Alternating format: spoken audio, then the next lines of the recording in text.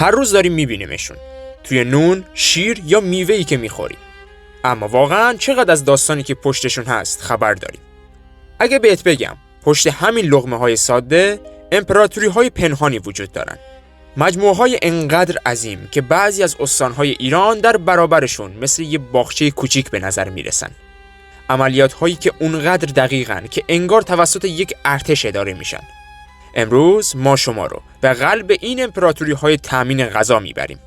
قراره در یک شمارش معکوس حماسی از شماره 10 شروع کنیم و قدم به قدم به بزرگترین و شگفت‌انگیزترین و حتی باور نکردنی ترین غوله‌های کشاورزی ایران برسیم. به نظرتون ما توی زمستون از کجا گوجه و خیار میاریم؟ تا حالا بهش فکر کردین؟ وقتی بیرون هوا سرده و خاک یخ زده، یه جایی باید باشه که فصلها در اون بی‌معنی باشن. به شماره 10 خوش اومدید. شهرک گلخانه‌ای هیدج، بزرگترین مجتمع گلخانه‌ای یکپارچه ایران. ما داریم در مورد یه شهر حرف میزنیم، شهری که سقفش از شیشه است و دیوارهای نامری داره. مساحتش بیش از 130 هکتاره، یعنی حدود 180 زمین فوتبال کنار هم.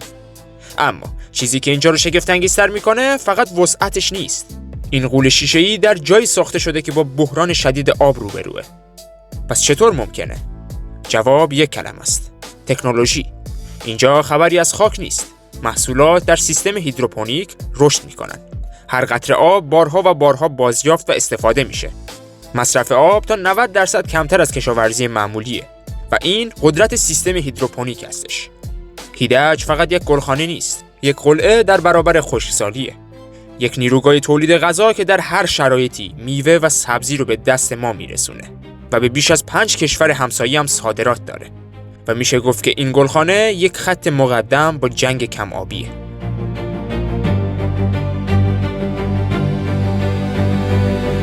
وقتی اسم زیتون میاد، همه ما یاد باغ‌های سرسبز مدیترانه میافتیم. درسته؟ یا اینکه یه تصویر شاعرانه از ایتالیا یا اسپانیا. ولی بزرگترین باغ زیتون یکپارچه خاورمیانه نه در ایتالیاست و نه در اسپانیا. در قلب ایرانه. در اینجا در شماره 9 کشت و صنعت فدک، یک امپراتوری سبز که در دل دشتای ایران بنا شده. اما صبر کنید. این باغ‌ها در جایی ساخته شدن که هیچ کس باورش نمیشه. دشتای خشک و نیمه خشک استان قم مرکزی، جایی که آب حکم طلا رو داره و خاک شور و بی‌حاصله. هر عقل سلیمی میگه اینجا جای زیتون نیست. خب پس چطور تونستن بیابون رو به یک امپراتوری زیتون تبدیل کنن؟ اینجا معجزه با مهندسی اتفاق افتاده. با استفاده از پیشرفته ترین سیستم‌های آبیاری، آب دقیقاً به ریشه هر درخت میرسه و حتی یک قطره هم هدر نمیره. اونها نژادهای زیتونی رو پرورش دادن که در برابر شوری و کم آبی مقاوم باشن. انگار طبیعت رو با علم رام کردن. فدک فقط یک باغ زیتون نیست، یک بیانیه است. بیانیه‌ای که میگه ما میتونیم در سخت‌ترین شرایط استراتژیک‌ترین محصولات رو تولید کنیم. بیش از 5000 هکتار باغ که امنیت غذایی ما رو در حوزه روغن زیتون تضمین میکنه. ما هر روز مرغ میخوریم. غذای اصلی سفره هامونه. ولی تا حالا فکر کردیم که این زنجیره عظیم چطور کار میکنه؟ چطور میلیون‌ها قطعه مرغ هر روز بهداشتی و تازه به دست ما میرسه؟ تصور اکثر ما یک مرغداری کوچیک و محلیه، اما این تصور با واقعیت فاصله زیادی داره. بخش بزرگی از این صنعت در مشت یک غول یکپارچه است. در شماره 8 ما مجتمع صنعتی سپیدماکیان رو میبینیم. اینجا فقط یک شرکت نیست، یک اکوسیستم کامله. از تولید جوجه یک روزه و کارخانه‌های خوراک دام گرفته تا بزرگترین کشتارگاه‌های اتوماتیک خاورمیانه و ناوگان حمل و نقل اختصاصی. همه چیز زیر چتر سپیدماکیان قرار داره. اما چالش واقعی تو مقیاس هستش. مدیریت سلامت و لوجستیک میلیون‌ها موجود زنده یک کابوس عملیاتی وحشتناکه. کوچکترین بیماری یا یک اختلال در زنجیره تامین میتونه کل صنعت پروتئین کشور رو فلج کنه. ولی سپیدماکیان این کابوس رو با یک استراتژی قدرتمند حل کرده که بهش میگن کنترل مطلق و یکپارچه. با نظارت و وسواسی بیرحمانه روی تک تک مرحله ها اونها ریسک رو به صفر نزدیک کردن. این مجتمع قلب تپنده پروتئین ایرانه، یک ماشین عظیم که بدون توقف ریتم بازار گوشت کشور رو تضمین میکنه و امنیت غذایی میلیون ها نفر رو روی دوش خودش حمل میکنه. وقتی به تولید شیر فکر می‌کنیم، چه تصویری تو ذهن شما شکل می‌گیره؟ احتمالاً یک مرتع سرسبز و چند گاو که با آرامش در حال چریدن هستند. یک تصویر روستایی و آرامش بخش. اما این تصویر در دنیای امروز بیشتر شبیه به یه رویاست تا واقعیت. شیر میلیون‌ها نفر فقط از یک کارخونه میاد. بله، فقط از یک کارخونه. کارخونه‌ای که مخصوص تولید شیره. در شماره 7 شما مجتمع کشت و دام قیام اصفهان رو می‌بینید. به بزرگترین کارخانه شیر ایران خوش اومدید. ما اینجا با 10,000 گاو شیری روبرو هستیم. گاوهایی که هر کدوم مثل یک کشاورز حرفه‌ای نیاز به رژیم غذایی دقیق و مراقبت ویژه دارند. چالش اصلی مدیریت این ارتش عظیم و زنده است. کوچکترین اشتباه در تغذیه یا بهداشت میتونه تولید روزانه صدها تن شیر رو مختل کنه. حالا راه حل اونها با این مشکل: تبدیل دامداری سنتی به یک صنعت دقیق و داده محور. سیستم‌های کامپیوتری جیره غذایی هر گاو رو بر اساس نیازش تامین میکنن. ربات‌ها فرآیند شیردوشی رو انجام میدن و همه چیز از سلامت تا بازده به صورت لحظه‌ای پایش میشه. قیام اصفهان فقط یک دامداری غول‌پیکر نیست. این یک نیروگاه استراتژیک برای تولید یکی از حیاتی ترین مواد غذایی کشور ماست. کوهستانی از تولید که امنیت لبنی ما رو تضمین میکنه. پسته، یک آجیل لوکس و خندان که همه ما دوستش داریم. یک چیز کوچیک برای مهمانی‌ها و دوره همی‌ها. ولی پشت این دانه کوچیک یه امپراتوری چند میلیارد دلاری پنهون شده. یک صنعت عظیم که سرنوشت اقتصادی یک منطقه رو در دست خودش داره. اینجا در شماره 6 ما رفسنجان، پایتخت طلای سبز جهان رو می‌بینیم. اینجا ما با یک مزرعه مشخص روبرو نیستیم. کل این منطقه با صدها هزار هکتار باغ پسته مثل یک ابرمزرعه یکپارچه عمل میکنه. اما این امپراتوری روی لبه یک تیغ راه میره و اون تیغ تشنگی هستش. کویر خیلی بیرحمه. دهه‌ها برداشت بی‌رویه از آبهای زیرزمینی سطح آب رو به شکل خطرناکی پایین برده و زمین در حال نشست کردنه. هر درخت پسته برای زنده موندن در این خاک تشنه هر روز در حال جنگیدنه. خب پس با این حال این امپراتوری چطور زنده مونده؟ با نبوغ و سماجت. کشاورزان رفسنجان استاد مدیریت آب در شرایط بحرانی هستند، از روش‌های آبیاری قطره‌ای گرفته تا کانال کشی‌های باستانی. اما مهمتر از اونها قدرت اقتصادی این محصول هستش.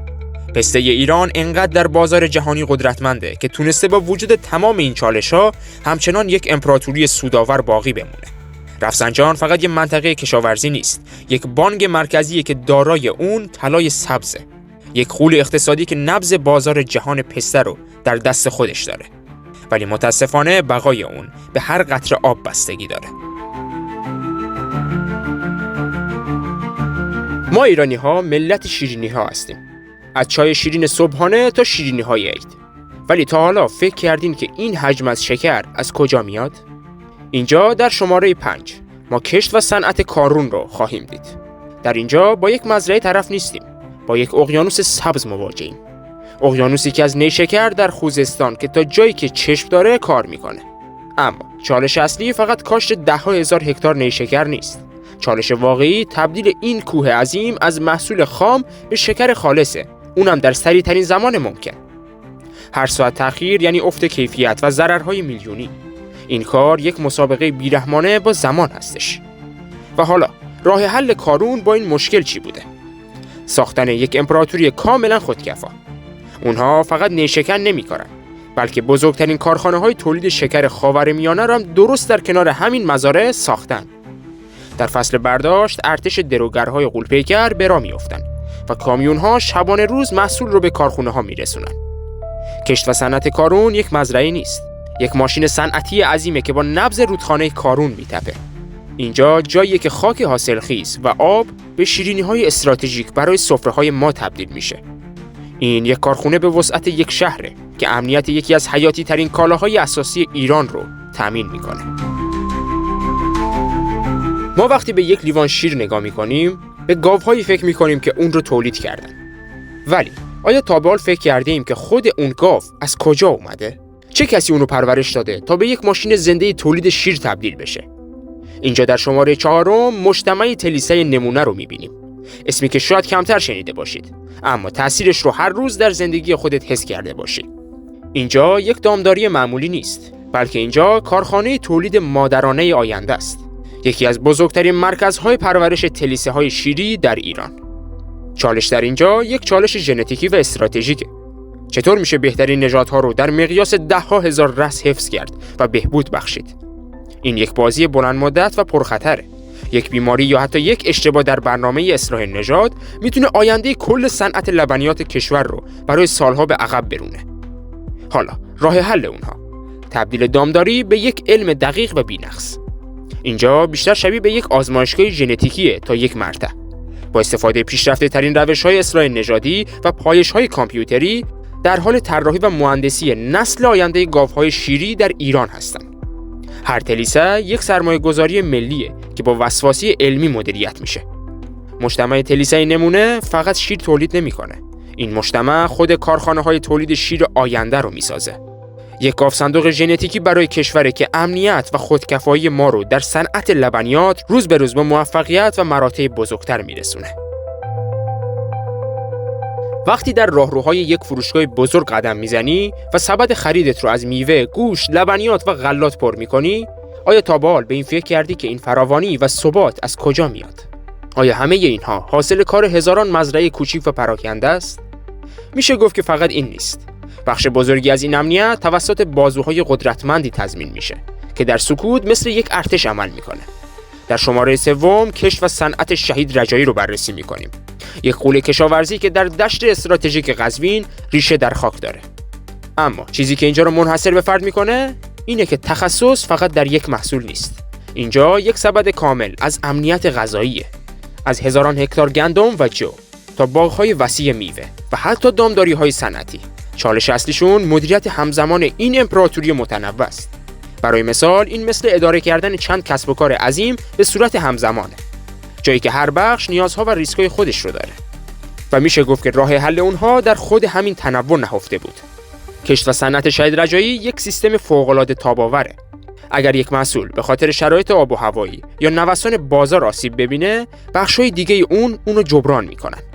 اونها فقط یک تولید کننده نیستن. اونها یک ذخیره استراتژیک برای کشور هستند. یک بازوی قدرتمند که اجازه نمیده زنجیره تامین در روزهای سخت برای مردم ایران قطع بشه. وقتی دولت‌ها به پروژه‌های بزرگ فکر می‌کنن، ما یاد سدسازی، نیروگاه یا پالایشگاه می‌افتیم. پروژه‌هایی از فولاد و بتون. اما آیا یک پروژه میتونه زنده باشه؟ آیا میشه یک دشت کامل رو به یک ابر پروژه کشاورزی تبدیل کرد؟ اینجا در شماره دوم شرکت ملی کشت و صنعت و دامپروری پارس رو بررسی می‌کنیم. قبل از شروع اینو بگم که این یک شرکت نیست. این یک آرمان ملیه که در مقیاس یک دشت کامل پیاده شده. دشت مغان، یکی از حاصلخیزترین جلگه‌های ایران. اما مشکل‌هایی هم داره که اولین مشکل خود این پتانسیل عظیم بود. چطور میشه این همه ثروت خدادادی رو به یک موتور صنعتی و یکپارچه تبدیل کرد، بلکه نه مجموعی از مزارع پراکنده و ناکارآمد؟ این یک قمار بزرگ مهندسی و برنامه‌ریزی بود. راه حلش هم فقط یک طراحی متمرکز و بی‌نظیر بود. اینجا همه چیز با هم ساخته شده.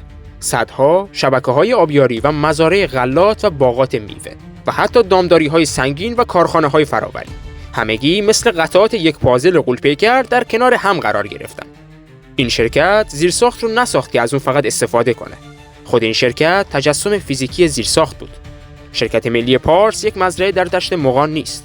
میشه گفت که این خود دشت مغانه که به شکل یک ابر کارخانه کشاورزی دوباره متولد شده. یک نمایش قدرتمند که نشون میده چطور میشه با اراده و مهندسی خاک رو به یک مرکز امنیت غذایی ملی تبدیل کرد. و در نهایت شماره یک غول بزرگ کشاورزی در ایران. کشت و صنعت و دامپروری مغان. اینجا دیگه با یک مزرعه یا یک شرکت طرف نیستیم. اینجا یک دولت کوچیک کشاورزیه. یک اکوسیستم کامل با بیش از 500,000 هکتار زمین که از دانه تا فراوری و توزیع همه چیز رو در درون خودش داره. از گندم و ذرت تا بزرگترین باغات میوه خاورمیانه و سنگین‌ترین مجتمع‌های دامپروری کشور. چالش مغان خود مقیاس اون بود. رام کردن دشتی به وسعت یک کشور کوچیک و راه حلش هم فقط تبدیل شدن به یک زنجیره ارزش کامل بود.